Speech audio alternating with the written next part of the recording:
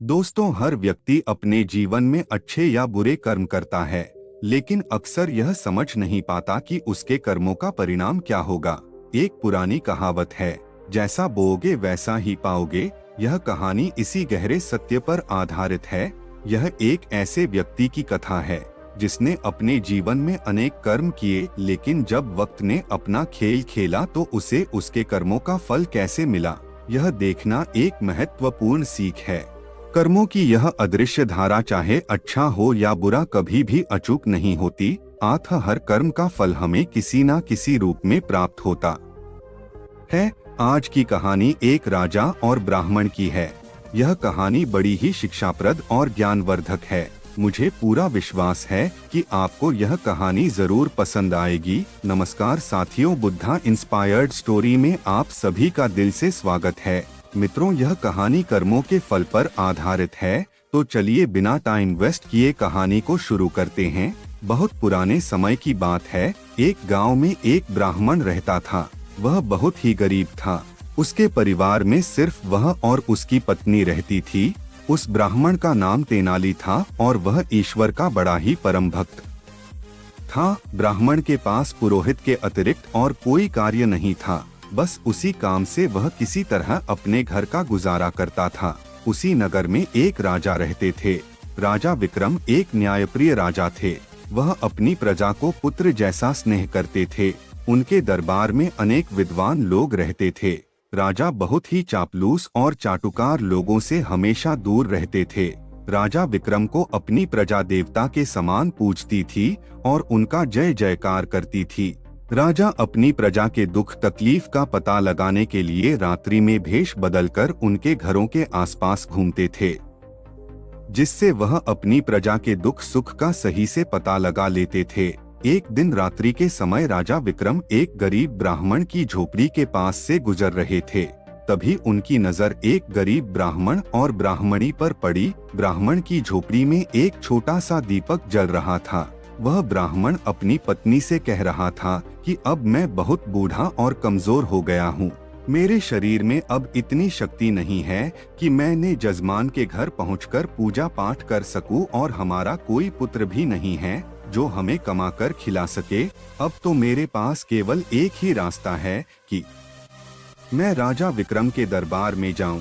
गरीब ब्राह्मणी ने कहा, ठीक है। ब्राह्मण कहते हैं कि राजा विक्रम बड़े दयालु हैं, वह हमारी मदद जरूर करेंगे। अगले दिन सुबह होते ही वह ब्राह्मण राजा विक्रम के दरबार में पहुंच गया।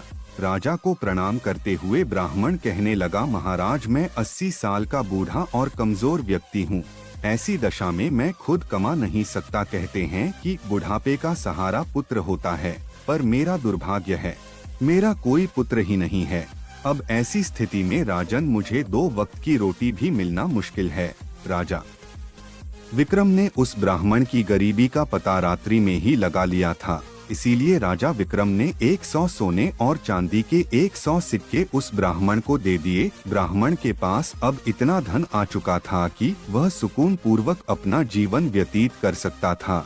ब्राह्मण खुशी खुशी घर पहुंचा और वह रुपए अपनी पत्नी को दिखाए और कहा कि देखो भाग्यवान, हमारे नगर के राजा बहुत ही अच्छे हैं। जैसे ही मैंने उनसे अपना हाल कह सुनाया तो उन्होंने तुरंत सोने और चांदी के 100 सिक्के दिए। यह सुनकर उसकी पत्नी भी बहुत खुश हुई और ब्राह्मण ने सोने और चांदी के 100 सिक्के एक लकड़ी के संदूक में रख दिया और सो गया। किंतु रात्रि में एक विचित्र घटना घटी। सुबह जब वह ब्राह्मण उठकर संदूक खोला तो सारे रुपए गायब थे। ब्राह्मण सोच में पड़ गया कि उसके घर के दरवाजे सुबह तक बंद थे, कोई व्यक्ति घर के अंदर आया भी तो नहीं, तो रुपए कहाँ चले गए। वह ब्राह्मण ने अपनी पत्नी को यह बात बताई, पर उसकी पत्नी ने कहा कि इसके बारे में मुझे कुछ पता नहीं। ब्राह्मण व्याकुल होकर सुबह दूसरी बार राजा विक्रम के दरबार में पहुंच गया और रात का सारा हाल बताया। राजा ने उसे दूसरी बार भी 100 सोने चांदी के सिक्के दिए। ब्राह्मण बहुत खुश हुआ। अब ब्राह्मण उन रुपयों से अपना नया मकान बनवा सकता था, किंतु होने को कुछ और ही मंजूर था। ब्राह्मण रात्रि को गहरी नींद में सोया ही था कि उसने स्वप्न में देखा कि राजा विक्रम उससे कह रहे थे कि ब्राह्मण देवता राज्य पर बहुत बड़ा संकट आ गया।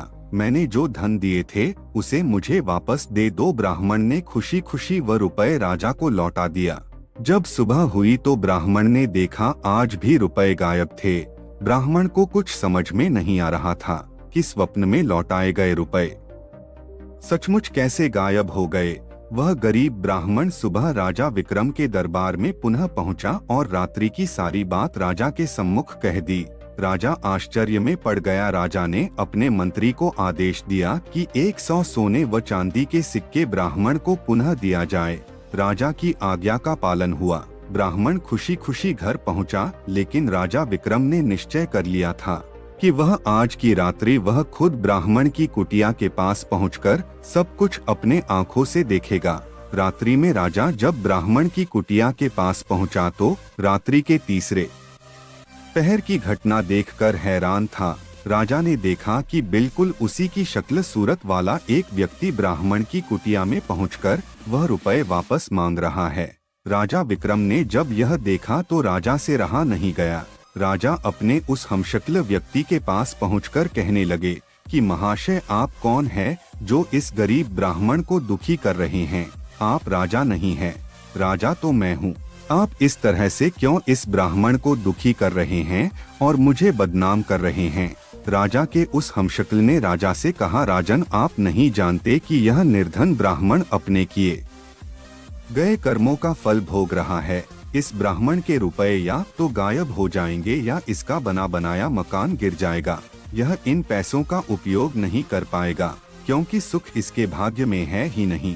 हर व्यक्ति को उसके किए गए पूर्व कर्मों का फल मिलता है। इस ब्राह्मण की निर्धनता इसके पूर्व में किए गए कर्मों के कारण ही मिली है।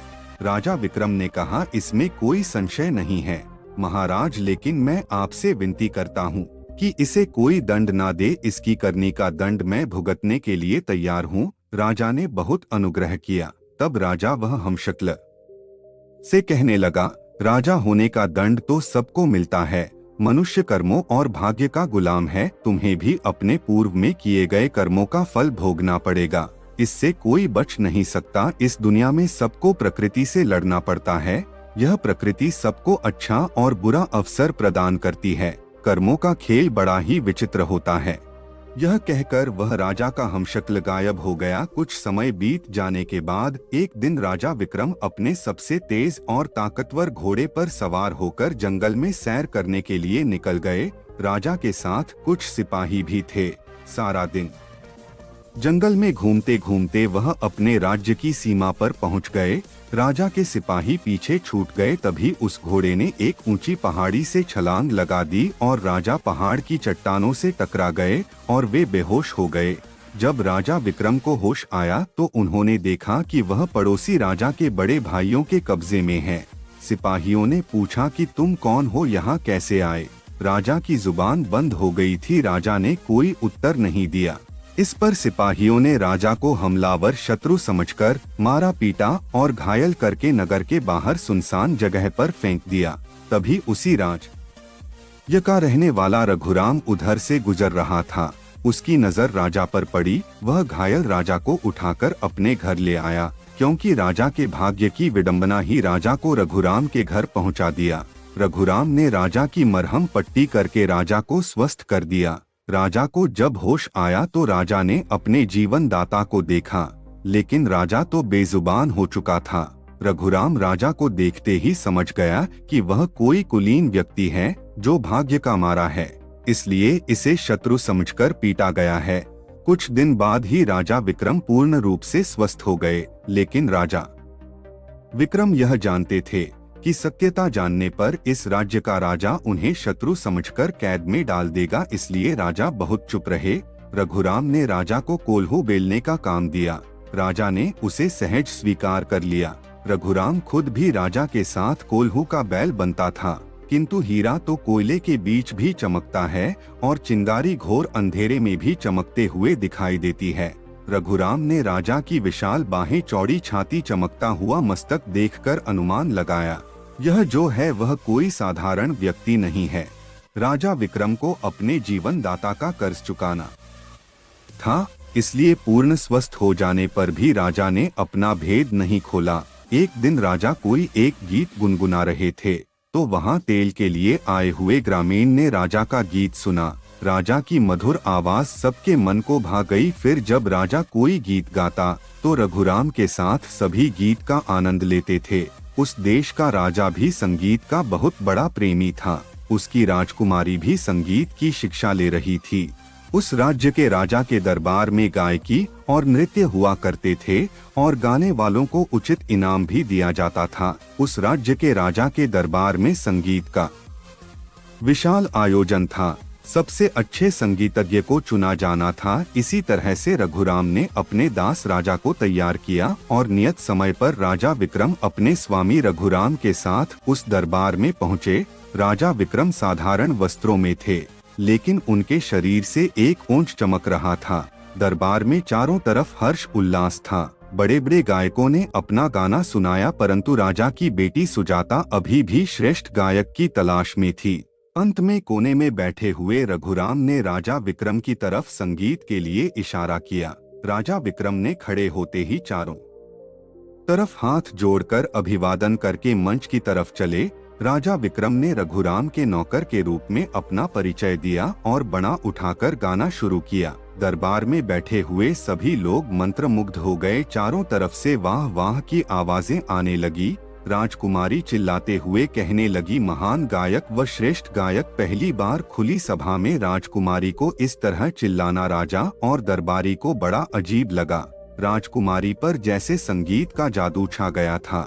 वह खड़ी होकर फिर चिल्लाने लगी, यही है मेरा गायक, यही है श्रेष्ठ संगीतज्ञ। महाराज को यकीन ही नहीं हो रहा था कि राजकुमारी एक साधारण आदमी को इस तरह से अपना मान लेगी। उस सभा में अपना मान लेने और विजय व्यक्ति का मतलब था राजकुमारी के लिए जीवन साथी। महाराज ने राजकुमारी से कहा कि बिना वंश जाने इस तरह तुम्हारा कहना उचित नहीं है, क्योंकि तुम कोई साधारण कन्या नहीं हो, इस राज्य की राजकुमारी हो। राजकुमारी ने कहा, पिताजी यह कोई साधारण व्यक्ति नहीं है, यह पुलिंग वंश का गुणी राजकुमार, आप परीक्षा करके देख ले। राजकुमारी सुजाता ने पूरे विश्वास के साथ उत्तर दिया, क्योंकि राजकुमारी का कहना था कि यह कोई साधारण व्यक्ति नहीं है। राजा सिद्धराज के दरबार में ज्ञानियों की कमी नहीं थी। वहाँ 4 विद्वान धर्मदेव और पुण्यदेव बैठे थे। राजा ने दरबारी को संबोधित करते हुए कहा, विद्वानों, हम इस युवक का परिचय इसके गुणों से ही जानेंगे। हमारे 4 विद्वान ही उस श्रेष्ठ गायक का चुनाव करेंगे जिसे सुजाता पसंद कर सकेगी। हम स्वयं इन 4 विद्वानों से उस युवक के बारे में प्रश्न करेंगे। सबसे पहले सिद्धराज ने विद्वान धर्मदेव से प्रश्न किया कि धर्मदेव, इस आर्यव्रत में सबसे अधिक धार्मिक युवक राजकुमार कौन है? धर्मदेव ने कहा, महाराज, आप स्वयं बुद्धि के भंडार हैं, परंतु जहाँ तक मुझे देश प्रदेश का ज्ञान है, धरा नगरी के राजकुमार राजा विक्रम हैं। कई बड़े बड़े धार्मिक कार्य किए हैं, सारी प्रजा उन्हें देवता की तरह पूजती है। राजा सिद्धराज ने अगला प्रश्न तप देव से किया, देव आप बताएं कि इस धरती पर आप किसी युवक को तपस्वी मानते हैं? तप देव ने कहा, महाराज, राजा विक्रम ही कई युद्धों में जीवन मृत्यु के बीच पहुंचकर विजय हुए हैं। ऐसे वीर को मृत्यु भी आसानी से नहीं छू सकती। राजा सिद्धराज ने तीसरा प्रश्न कर्मठ से किया कि आप बताएं कि इस धरती पर किस युवक के कर्म अच्छे हैं? कर्मदेव ने कहा, महाराज, जहाँ तक मुझे ज्ञान है, राजा विक्रम के कर्म बहुत अच्छे हैं। राजा सिद्धराज अपने अंतिम प्रश्न पुण्यदेव से किया कि पुण्यदेव आप बताएं, ऐसा कौन सा पुण्यात्मा युवक है जो हमारी सभा में आकर हमारे सामने हमारी राजकुमारी का पानी ग्रहण कर सकेंगे? महाराज, ऐसी पुण्य आत्मा तो इस धरती पर राजा विक्रम ही है। उनके पुण्य की कहानियां अनेक हैं, वह सबसे महान है। पुण्यदेव ने स्पष्ट किया। अब सारे दरबार में सन्नाटा था कि अब इस युवक का क्या होगा, पर वह युवक बिल्कुल शांत और गंभीर खड़ा था। राजा ने उस युवक से पूछा कि तुम अच्छे कलाकार अवश्य ही हो, परंतु अब हमारे सभासदों का निर्णय सुन लिया होगा। हमारी बेटी ने ना जाने कैसे अचानक दरबार में यह अभद्रता क्यों कर डाली। हमारी बेटी केवल राजकुमार विक्रम के ही अनुकूल है। हमारे विद्वानों के कहे अनुसार राजा विक्रम में चारों गुण, धर्म, कर्म, तप और पुण्य मौजूद है। उस युवक ने कहा, नहीं महाराज, क्षमा करें, विक्रम के गुणों से भी बड़ी कोई शक्ति है जो महान व्यक्तियों को भी अपने बस में रखती है। राजा सिद्धराज चिल्लाते हुए बोले कि तुम हमारे विद्वानों का अपमान कर रहे हो। क्या धर्म, कर्म, तप और पुण्य से भी बड़ी कोई शक्ति है? युवक, तुमको नहीं पता हमारे विद्वानों का अनादर करने का दंड क्या है? वह युवक बोला, महाराज, दंड तो बुरे कर्मों का मिलता है, सत्य बोलने पर तो इनाम मिलता है। युवक की बात सुनकर भरी सभा में ठाके गूंज उठे। क्या मतलब है इसका? राजा सिद्धराज ने कहा, कैसा इनाम? युवक ने कहा, महाराज, धर्म, कर्म, तप और पुण्य से भी बड़ी शक्ति है। होनी या भाग्य। राजा विक्रम इन सब गुणों के होने के साथ साथ अभी भी दरबदर की ठोकरें खा रहा है, पर होनी बड़ी प्रबल है, होनी को कोई नहीं टाल सकता। राजा सिद्धराज ने कहा, तो क्या तुम ही राजकुमार विक्रम हो? युवक ने कहा, हाँ महाराज, मैं ही राजा विक्रम हूँ। यह सब होनी का खेल है जो आज मैं आप सबके बीच हूँ। राजा विक्रम ने ब्राह्मण और जंगल की सारी बातें कह सुनाई और कहा, महाराज, आपके सैनिकों ने तो मुझे मारकर फेंक दिया था, पर यह तो भला हो मेरे जीवनदाता रघुराम का, जिन्होंने मेरे प्राण बचाए, पर मैंने इन्हें भी अपना परिचय न देकर इसकी दास्तां स्वीकार कर लिया। सारी सभा में हर्ष का माहौल हो गया। पूरी सभा में राजा विक्रम की जय जयकार होने लगी। इसी के साथ राजकुमारी सुजाता ने राजा विक्रम के गले में जय माला डाली और विवाह किया। राजा विक्रम का विवाह पूरे विधि विधान के साथ हुआ। दोस्तों, इस समय राजा विक्रम पर प्रसन्न हर व्यक्ति की जुबान पर बस एक ही बात थी कि कहाँ राजा विक्रम और कहाँ रघुराम। तो दोस्तों, आपने आज के इस वीडियो से क्या सीखा, वह मुझे आप कमेंट में बता सकते हैं। उम्मीद है कि आपको आज की वीडियो जरूर पसंद आई होगी। तो इस वीडियो को उस इंसान को शेयर करें जिसे इस कहानी को सुनने की जरूरत है, और उसी के ठीक बाद हमारे चैनल को सब्सक्राइब करें, क्योंकि हर वीडियो में कोई ना कोई एक अच्छा संदेश छिपा होता है जो आपके जीवन में बहुत ही काम आने वाला होता है। तो चलिए फिर मिलते हैं ऐसी एक और नई वीडियो में एक नई सीख के साथ। तब तक के लिए अपना ख्याल रखें। धन्यवाद। नमो बुद्धाय।